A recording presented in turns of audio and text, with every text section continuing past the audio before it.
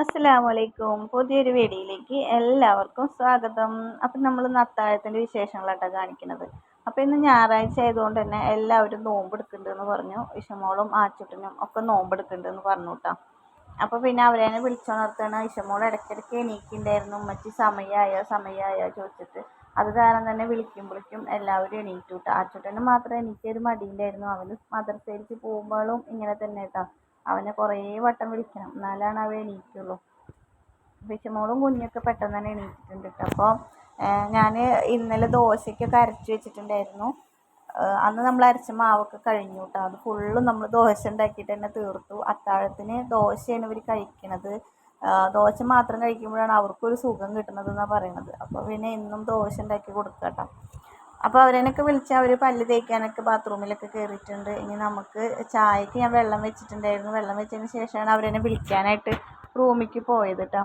അപ്പോൾ ചായയുടെ വെള്ളമൊക്കെ തിളച്ചിട്ടുണ്ടായിരിക്കും. നമുക്ക് പൊടി ഇട്ട് കൊടുക്കാം. ചായപ്പൊടി പഞ്ചസാരയൊക്കെ ഇട്ട് കൊടുക്കാം. അപ്പോൾ ആച്ചുട്ടൻ എണീറ്റിട്ട് ആച്ചുട്ടൻ പെൻറ്റ് വരുന്നുള്ളൂ കേട്ടോ.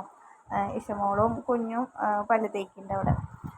അപ്പോൾ ആച്ചുട്ടനും പല്ല് തേക്കാൻ പോകുന്നുണ്ട്. അപ്പോൾ ഞാൻ ദോശ ഉണ്ടാക്കാൻ വിചാരിച്ചു. ഇന്നലെ രാത്രി തന്നെ ഞാൻ ചട്നിക്കുള്ള തേങ്ങയൊക്കെ ചിരകി തേങ്ങയിൽ ഇഞ്ചിയും എന്താ പറയുക ചെറുള്ളിയും പച്ചമുളകും ഒക്കെ ഇട്ടിട്ട് വെച്ച് അങ്ങനെ ഫ്രിഡ്ജിൽ വെച്ചു. ജാറിലാക്കിയിട്ട് അരച്ചില്ല കേട്ടോ. അങ്ങനെ നാളികേരമൊക്കെ അങ്ങനെ ആക്കിയിട്ട് മിക്സിയുടെ ജാറിൽ തന്നെ ആക്കിയിട്ട് ഫ്രിഡ്ജിൽ വെച്ചിട്ടുണ്ടായിരുന്നു. രാവിലെ അരയ്ക്കാമെന്ന് വിചാരിച്ചിട്ട് കേട്ടോ. അപ്പോൾ അതങ്ങനെ എടുത്തിട്ട് അരച്ചു. പിന്നെ അപ്പോൾ ദോശ ഞാൻ ആദ്യത്തെ ദോശ ഉണ്ടാക്കുകയാണ്. ഇഷമോൾ പല്ല് തേച്ച് കഴിഞ്ഞിട്ടുണ്ട്. അപ്പോൾ അവൾക്ക് കൊടുക്കാമെന്ന് വിചാരിച്ചിട്ട് കേട്ടോ. അപ്പോൾ കുട്ടികളുടെ ഒരു ആഗ്രഹമല്ലേ നോമ്പെടുക്കണം എന്ന്. അവർ എത്രത്തോളം എത്തിക്കുമെന്ന് നമുക്കറിയില്ല. കഴിഞ്ഞ കൊല്ലം ആച്ചുട്ടൻ ഒരു നോമ്പെടുത്തിട്ടുണ്ടായിരുന്നു.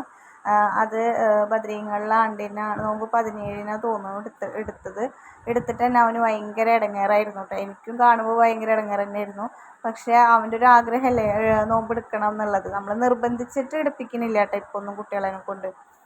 അവർക്കിപ്പോൾ ഒന്നാമത്തെ ഭയങ്കര ചൂടാണ്. പിന്നെ എന്താ കുട്ടികൾക്ക് ഭയങ്കര ക്ഷീണമാവും. അത് കാരണം നിർബന്ധിക്കൊന്നുമില്ല. അവരുടെ ഇഷ്ടത്തിന് അവരെടുക്കുന്നതാണ്. അപ്പോൾ ഇഷമോളോട് ഞാൻ കുറേ പറഞ്ഞു, രാത്രി തന്നെ എടുക്കണ്ട, എനിക്ക് പറ്റില്ല എന്നൊക്കെ ഞാൻ പറഞ്ഞു കേട്ടോ. അപ്പോൾ അവൾ പറഞ്ഞു ഞാൻ എടുക്കും, ഒരെണ്ണമെങ്കിലും എടുക്കണം എന്നൊക്കെ പറഞ്ഞു. അപ്പോൾ പിന്നെ ആവണോടത്തോളം ആവട്ടെ വിചാരിച്ചിട്ട് പിന്നെ ഞാൻ ഒന്നും പറയാൻ നിന്നില്ല കേട്ടോ. അപ്പോൾ ആച്ചുട്ടൻ കഴിഞ്ഞ പ്രാവശ്യം നോമ്പെടുത്തിട്ട് എൻ്റെ അടുത്ത് 4 മണിയാവുമ്പോൾ എൻ്റെ അടുത്ത് പറഞ്ഞു, എന്താ പറയുക, ഇവിടെ അസ്റ് വാങ്ങിക്കൊടുക്കുമല്ലോ, അസ്റ് വാങ്ങിക്കൊടുക്കുമ്പോൾ ഉമ്മച്ചി വാങ്ങിക്കൊടുക്കണ്ടെക്ക് വെള്ളം തായോ പറഞ്ഞു. അപ്പോൾ ഞാൻ പറഞ്ഞു ഈ വാങ്ങിനല്ലേ വെള്ളം കുടിക്കുക, അടുത്ത വാങ്ങിന് വെള്ളം കുടിക്കട്ടാ പറഞ്ഞു. എന്തായാലും ഇത്ര നേരം എടുത്തില്ലേന്ന് പറഞ്ഞിട്ട് അങ്ങനെ പറഞ്ഞു കേട്ടോ ഞാൻ. പിന്നെ കുട്ടിക്ക് പറ്റുന്നില്ല. 5 മണിയൊക്കെ ആയപ്പോൾ എൻ്റെ അടുത്ത് പറയാം, ഉസ്താദിനെ വിളിച്ചിട്ടൊന്ന് വാങ്ങിക്കൊടുക്കാൻ പറയും ഉമ്മച്ചിയെ പറഞ്ഞു കേട്ടോ.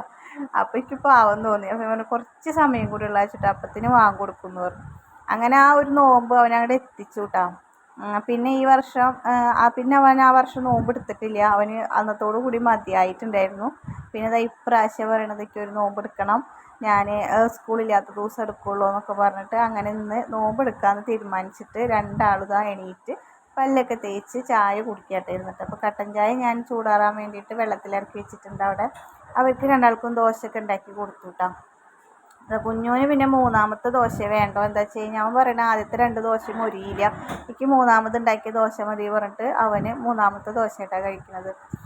3ാമത് ഉണ്ടാക്കണ ദോശ 2 ദോശയൊക്കെയായിട്ട് അവർ കഴിക്കുള്ളൂ. ഇഷമോളൊക്കെ ഒരു ദോശ ഒരു 1.5 ദോശ കഴിച്ചിട്ടുള്ളൂ. ആച്ചിട്ട് 2 കഴിച്ചു, കുഞ്ഞു 2 കഴിച്ചു കേട്ടോ. ഞാനും 2 കഴിച്ചു. ഞാനും ഇന്ന് ദോശ തന്നെയായിട്ടാണ് കഴിച്ചത്. അങ്ങനെ കുട്ടികളൊക്കെ ദോശയൊക്കെ കഴിച്ച് ചായയൊക്കെ കുടിച്ച് ഇന്നലെ രാത്രി ഞാൻ അടുക്കളൊക്കെ നീറ്റാക്കിയിട്ട് ഇട്ടിട്ടുണ്ടായിരുന്നു. അപ്പോഴാണ് നമുക്ക് രാവിലെ എണീച്ചിട്ട് വരുമ്പോൾ ഒരു അടുക്കളയിലേക്ക് നോക്കുമ്പോൾ ഒരു സുഖം ഉണ്ടാവുള്ളൂ അല്ലേ. അതുപോലെ തന്നെ അത്താഴത്തിന് എണീച്ചാലും അപ്പം തന്നെ എല്ലാ പാത്രമൊക്കെ കഴുകി വയ്ക്കും കേട്ടോ. അപ്പോൾ പിന്നെ നമുക്ക് രാവിലെ കുറേ സമയം കഴിഞ്ഞിട്ട് എണീച്ചാലും മതിയല്ലോ. പിന്നെ സുബഹിസ്കാരം കഴിഞ്ഞിട്ടാണല്ലോ നമ്മൾ കിടക്കണതും. അപ്പോൾ അങ്ങനെയാണെങ്കിൽ ഞങ്ങളൊരു 8:30 ചിലപ്പോൾ 9 മണിയൊക്കെ ആവും കേട്ടോ എണീച്ച് പുറത്തേക്ക് വരാൻ വേണ്ടിയിട്ട്. ഒന്നാമത് ഭയങ്കര വെയിലാണ്. അങ്ങനെ മക്കൾക്കൊക്കെ ചായയൊക്കെ കൊടുത്തു കഴിഞ്ഞപ്പോൾ ഞാനും ചായ കുടിച്ചു.